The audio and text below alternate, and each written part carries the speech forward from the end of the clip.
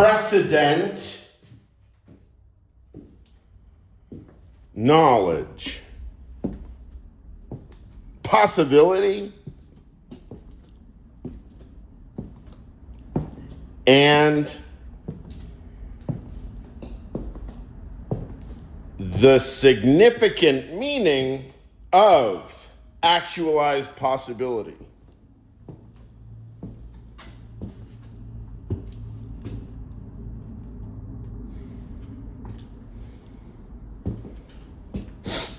With examples. I come with examples. First off, anybody that y'all listen to my opinings?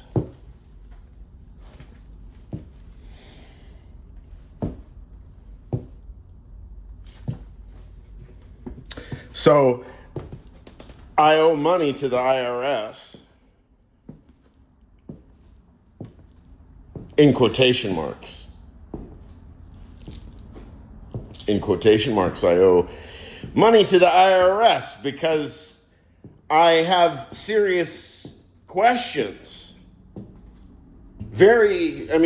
Look, I'm asking in all earnestness, does the IRS exist? Because if the U.S. government no longer exists in any salvageable, coherent, legible, de jure sense, de facto, what do you think that you're looking at? The state of actual affairs out there. What do you think that you're looking at? De facto, the real state of affairs.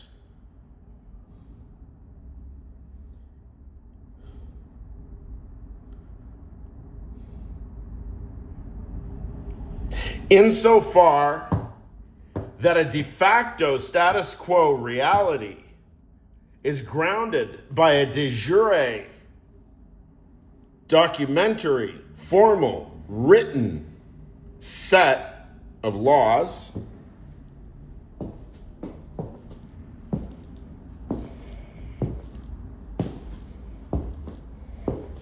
then hopefully you can follow my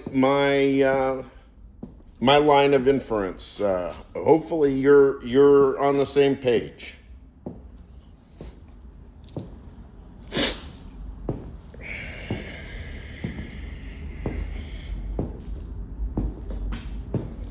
As I am.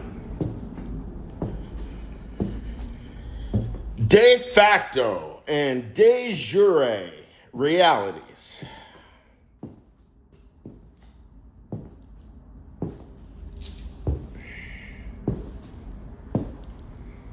De facto reality is what I do. It's what I think that I should do. It's anything that I intend to do. It's any schema, any paradigm, any model by which I would endeavor to make judgments about de facto status quo reality.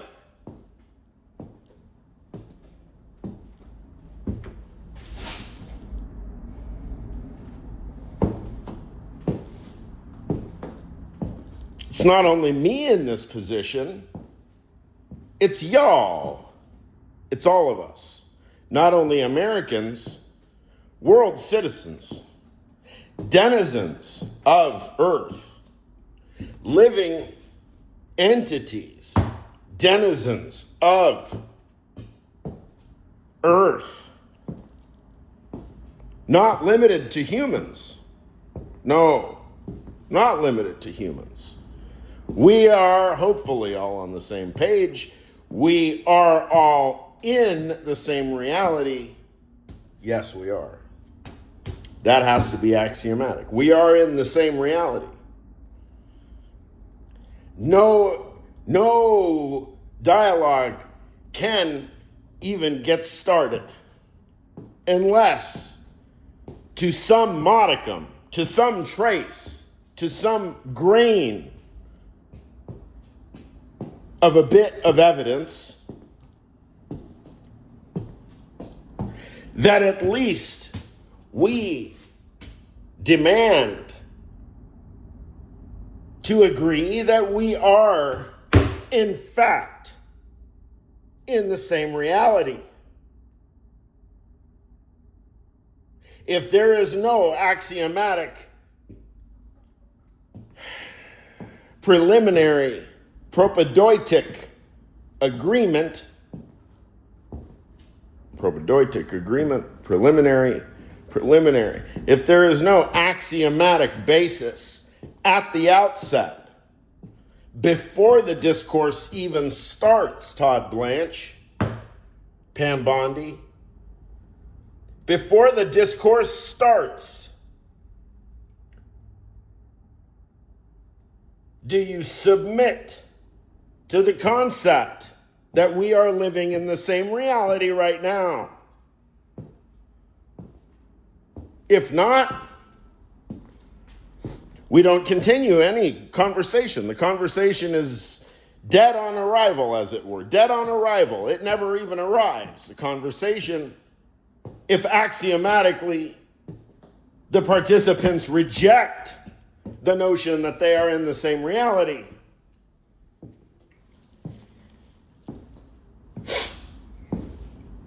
Okay.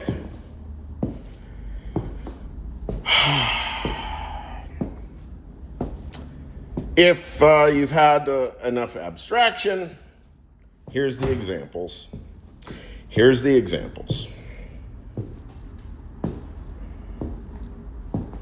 Let's start with the life affirmative example. The new leader of the free world, named Volodymyr Zelensky, is the new ostensible de facto leader of the free world.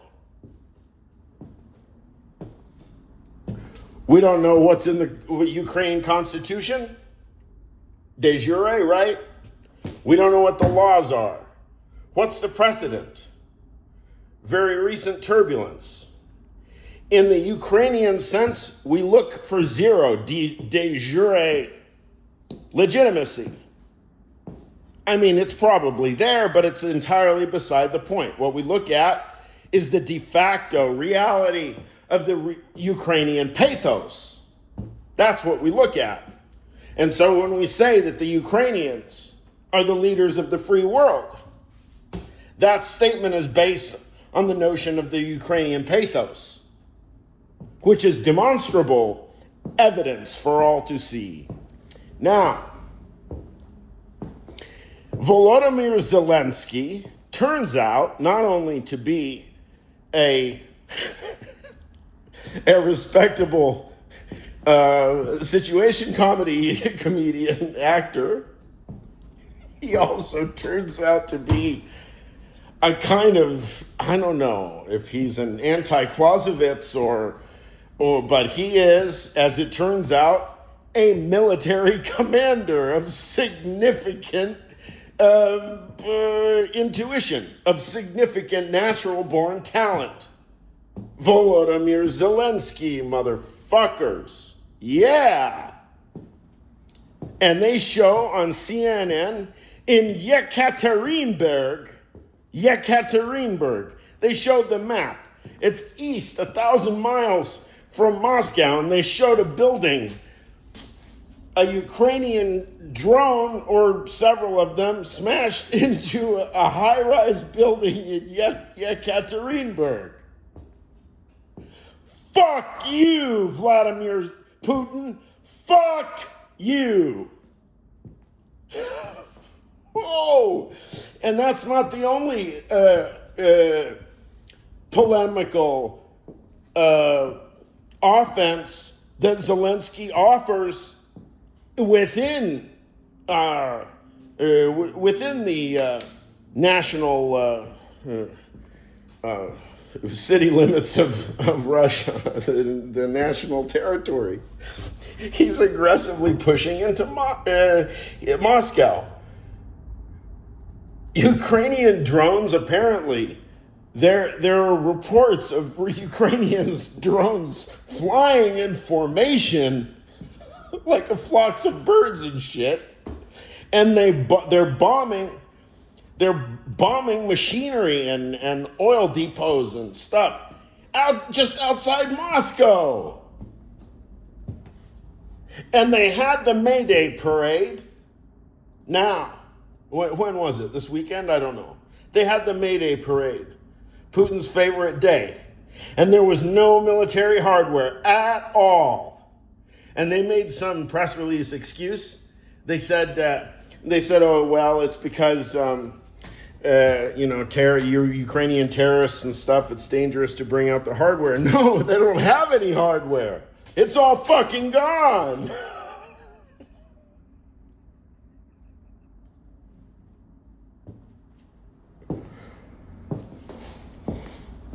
Now, the irony for Vladimir Putin really starts to ring. It starts to ring loud like a resonant frequency. The irony for Vladimir Putin, who covets a dream of Kievan Rus. He covets a dream of Kievan Rus that he can take it. That he can take it for his own self and put it in his back pocket and take credit for the reunification with the originary historical point, the originary historical nexus and crossroads from 900s.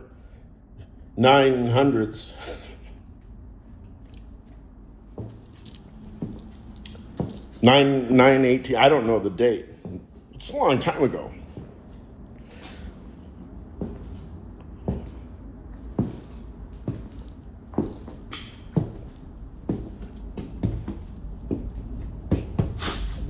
I hope you see where I'm going.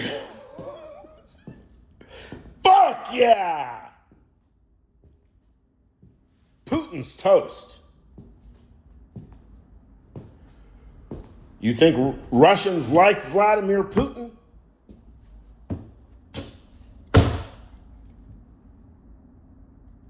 Do you think Russians like Kievan Rus?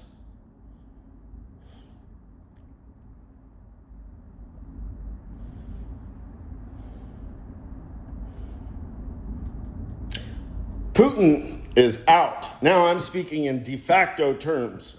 Putin is out. And you know what? If you told me that the Russian people demand a Ukrainian Jew,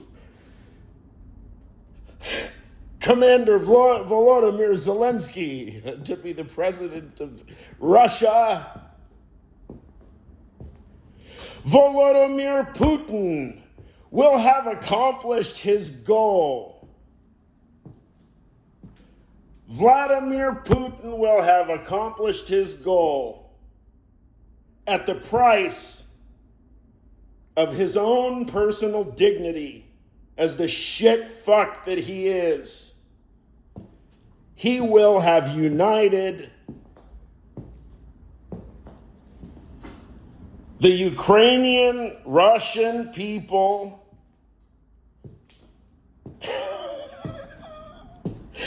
move the capital to Kiev.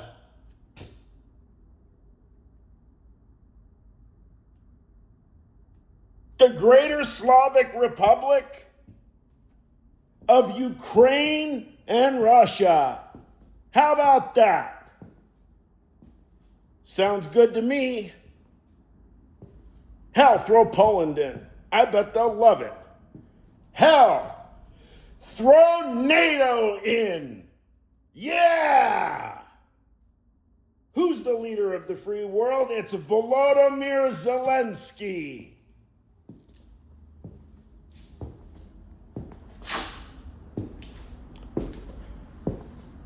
That is an example of, if you can say, Volodymyr Zelensky, as it turns out, seems to be a great military commander.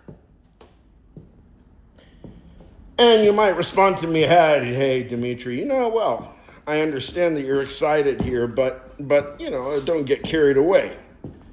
He's a comedian. The Ukrainian military is modular and relatively rhizomatic and autonomous, qua judgment. People are independent and they are motivated and they are innovative. They are innovative. The whole drone warfare phenomenon as originated by the Ukrainians. I mean, they're across the board recognized as the world leaders in drone warfare. If anybody wants to know something about drone warfare, you have to go now to the Ukrainians. That's all rhizomatic, modular, non-hierarchic, apparently. However, setting the tone and the pace at the top is always a designated highest principle of judgment. That's the executive. That's in the life of any individual, any community, any society, etc. There's always an executive judgment that is on call, so to speak, is online 24/7. You yourself always have to be in the position to exercise final judgment about this time T right now. What are you going to do? What are you going to say? What am I doing? What am I saying? Et cetera, et cetera.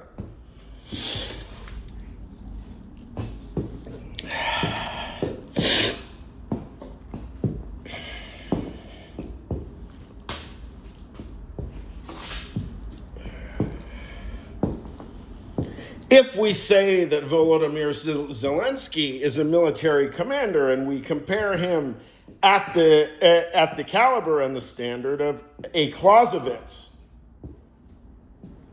I mean, Clausewitz, I guess, is a theorist. I don't know how much of a theorist Zelensky is, but if you sit him down after the war, if somebody will give him a little vacation, if he can get through this, he'll sit down and he'll write you some fucking theory of war, Pete Hegseth.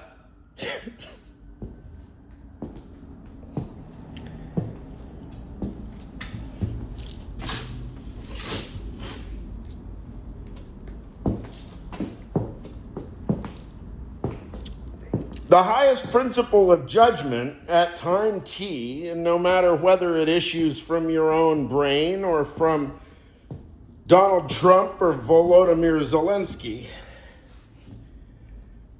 the highest principle of judgment is operative at any given time. All you have to do is check and see where it is.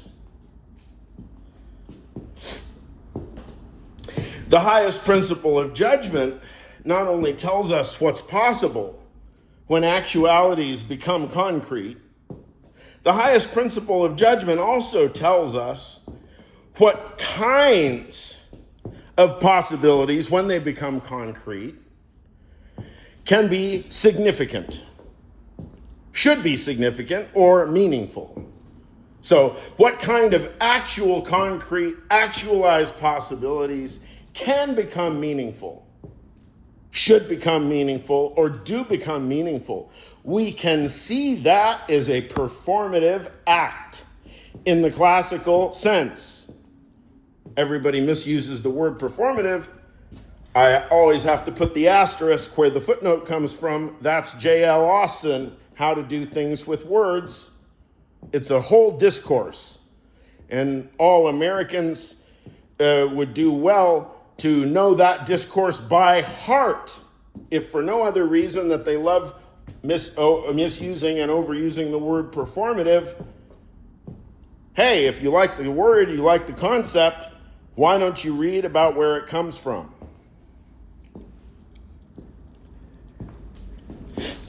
So we see the performative utterance, the performative instantiation of new concrete possibilities and their significance at once. That's what we get in highest principle executive judgment.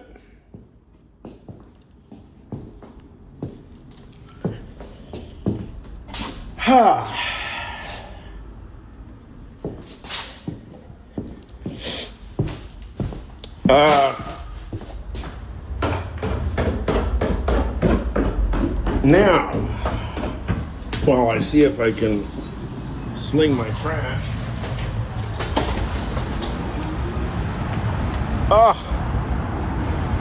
Yeah.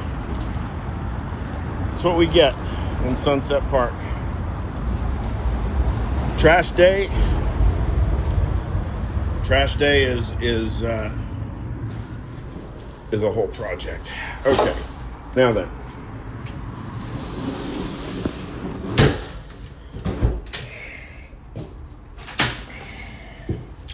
Was Yekaterinburg possible?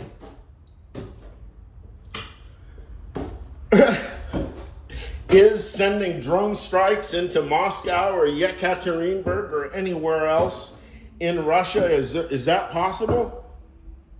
Well, fucking A, it is now.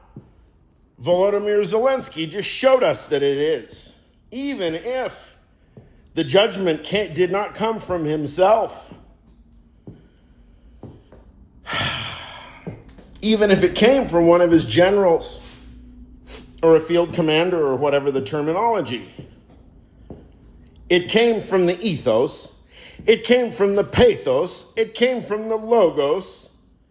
It came from the total context of executive judgment. Non-local. We can ask who gets the credit for that. Zelensky, if you asked him, do you get the credit for that?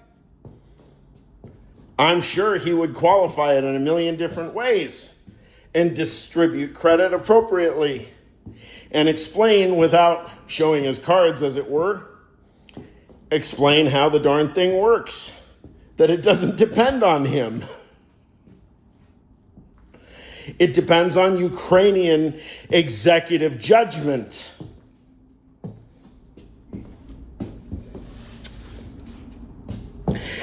So when Donald Trump scrapes together a fund of $1.776 billion,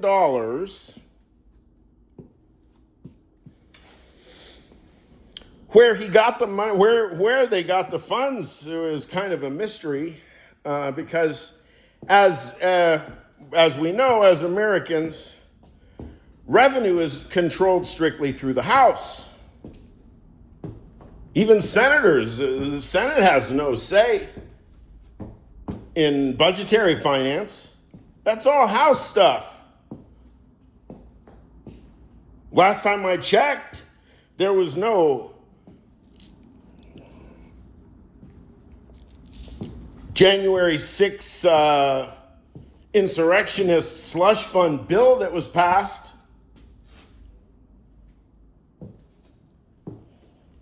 And they're calling it some kind of a settlement, as though it has something to do with the fact that Donald Trump had an ongoing case against the IRS. This has nothing to do with the IRS, and it has nothing to do with a legal settlement. It went before the judge. The judge said, okay, hold on, let me get this straight. Do you have a dispute here? You're suing the IRS, but you're on the side because you control the IRS, right? So you're suing the IRS, but the IRS is under the authority of the executive branch, right? So what? You're going is if the structure itself is double dealing, then the legal terminology is you don't have a dispute here. So there is no case. There's no case that even can be articulated. So apparently, and pardon my mistake if I get something wrong, but the judge said, come back, at such and such time, and if you actually have a case, if you show us what the dispute is, who are the adversarial parties, and what is the nature of their adversariality, right? But then the Trump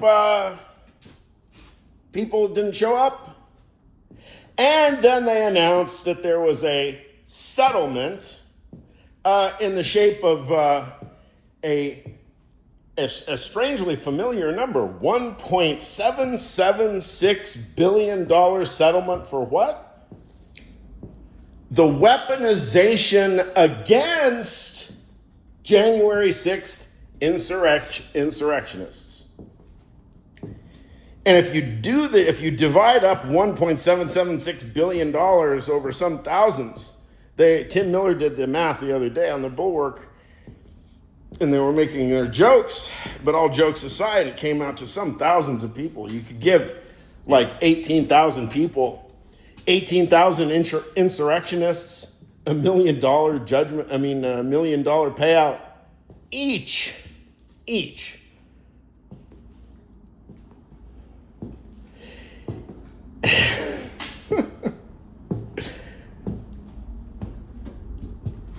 You pay somebody $1 million after you pardon them. I mean, look, talk about army. That's an army. That is literally an army. It is an anti-woke army. So, no House legislation required, no resistance, no 25th Amendment, no impeachment, no 5150 either, or 5250. No, nobody's going to arrest him like they should. And the highest principle of judgment shows us what not only can become possible, but what is possible and of significance.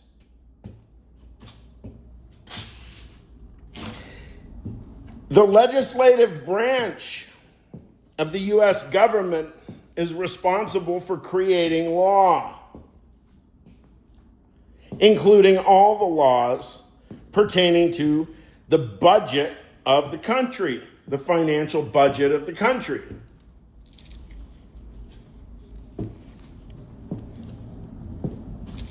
De facto, there is no United States legislative body anymore. There's no Congress. There's no Senate. They have all abdicated. De facto, the evidence shows you. You don't need the de jure paper that says, well, we didn't quit our job. Show me my letter of resignation. I don't have a letter of resignation. So de facto, Dimitri, we're still in business. Who gives a shit? Who gives a shit? You're a congressperson now. Nope. There's no more U.S. Congress, no more U.S. Senate. Y'all quit. De facto, y'all quit. Now, is a moral question for me, myself. Am I willing to finance an anti-woke army when it's coming after me? That's a rhetorical question.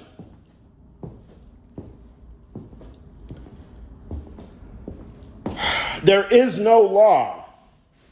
The United States, as a going concern, as a U.S. government, that ended.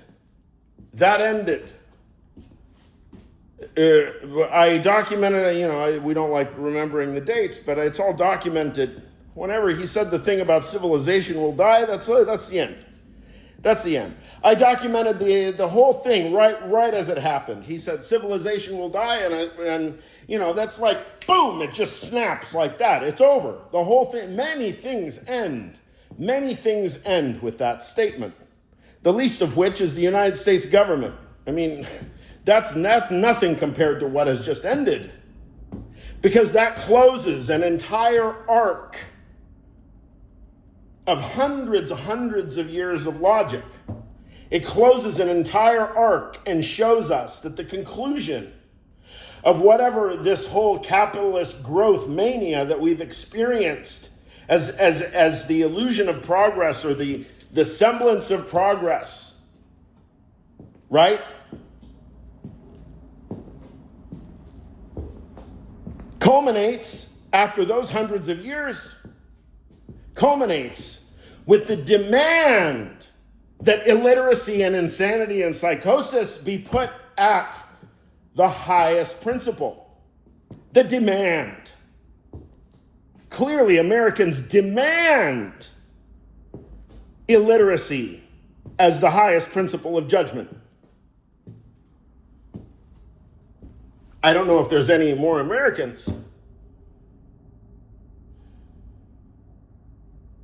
De facto, you can find me Americans. You can find me somebody that has a driver's license or a passport. De jure, it's over. It's over a long time ago. I mean, what? Long, at least since last month. Civilization will die. Many things have ended already.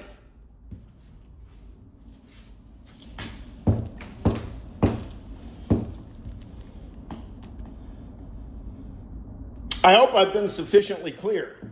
My thesis is roughly, that I've been arguing for right now, is that the highest principle of judgment, the so-called executive principle of judgment, at any time stamp, time t, right now, this principle of judgment shows us not only what is possible, but what can be made actual. So a possibility that is made actual. Not only that, what is possible? Is it possible? Oh, the possibilities. Is it possible? But no. The question, a fortiori, for a stronger reason. Not only should we be asking, is it possible, but is it meaningfully possible? And there is where we look to Volodymyr Zelensky, and we look to Jeffrey Epstein, and we look to Donald Trump. Not for an ideological principle to follow, but as the evidence on the point, every single point of executive judgment, that is the highest principle that holds sway in the de facto sense.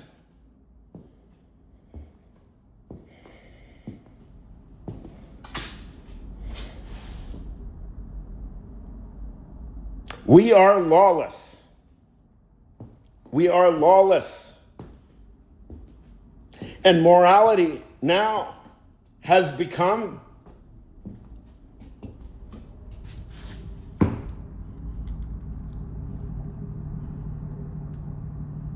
a flirtation